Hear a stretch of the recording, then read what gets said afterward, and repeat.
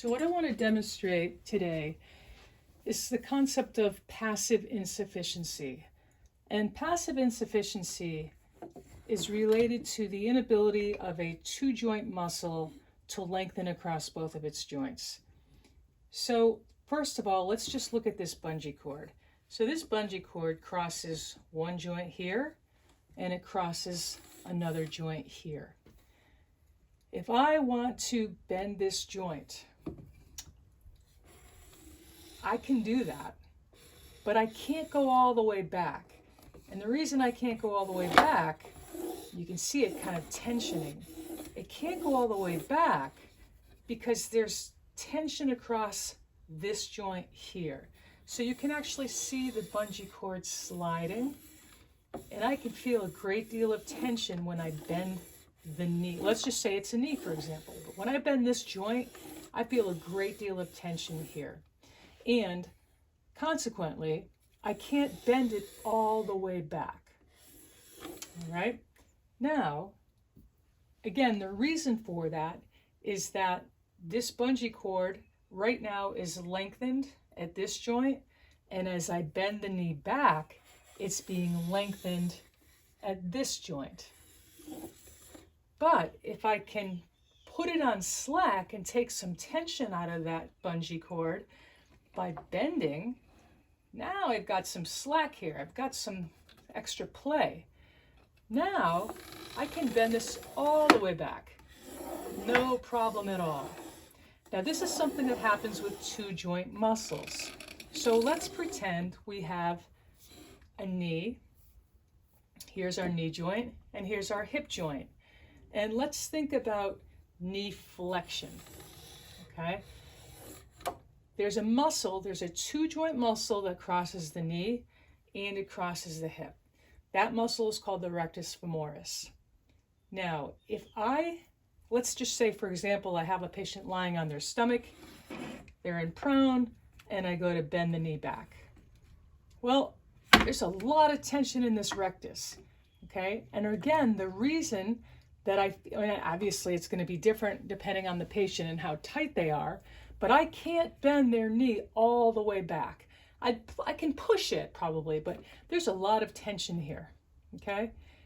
So if I really want to see how much range of motion, true joint range of motion is at this knee joint, I don't want to do it in prone, because in prone, here I am, I'm stretching the rectus across the knee, and it's also being lengthened at the hip joint.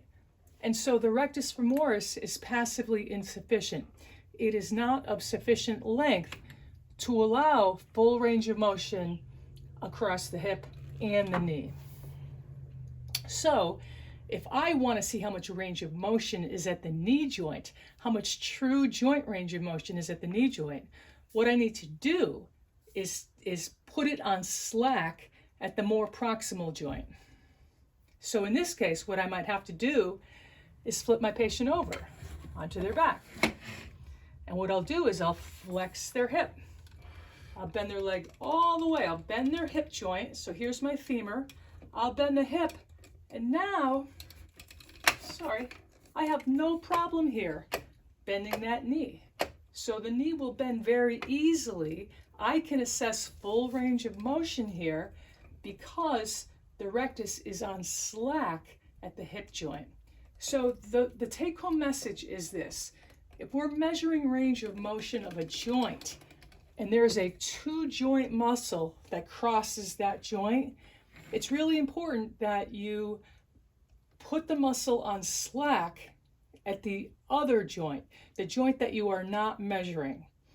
And so that might mean you have to extend that joint or flex it, but you have to know your anatomy to know which to do.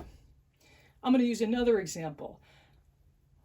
Let's say ankle. And I know you haven't had a lot of lower extremity anatomy yet, but let's just think about the ankle. Let's think about the gastrocnemius. Now we know that the role of the gastroc is to plantar flex the ankle, okay? Now the gastroc is another muscle. It's a two-joint muscle. And again, you may not have learned this just yet, but the gastroc crosses the ankle. So we're going to say this is an ankle and this is a foot. The gastroc also crosses the knee joint, and its role at the knee joint is to flex the knee. So if I want to see how long someone's gastroc is, I keep their knee straight and I dorsiflex their ankle. And I get a lot of tension here. You can see that tension, but that's how I want to test the length of the muscle, okay? But if I want to see how much ankle range of motion somebody has, I can't do it with the knees straight, because if I do it with the knees straight, the gastroc is passively insufficient. It is of insufficient length to allow me to fully achieve, or to allow me to achieve full dorsiflexion at the ankle joint. And the reason for that is because it's being tensioned at the knee joint. So what do? If I really want to see how much range of motion they have at the ankle joint, what I'll do is I'll put the gastroc on slack proximally. So I can bend the patient's knee. I'll bend their knee. And now, voila, I can dorsiflex as much as I need to. So again, think about you have to think about what joints in the body have biarticular muscles that cross them. If there is a joint where there's a two joint muscle that crosses it, if we're looking at range of motion, we need to make sure that we put the other end on slack, okay? Take the tension off of it. If I want to see how long a muscle is, if I'm testing muscle length, now muscle length is different than joint range of motion, but if I'm looking at muscle length, then I'm gonna stretch it at both joints and see how much range of motion I have that way. But that's muscle range of motion. That is not joint range of motion. So hopefully this was helpful in understanding the concept of passive insufficiency.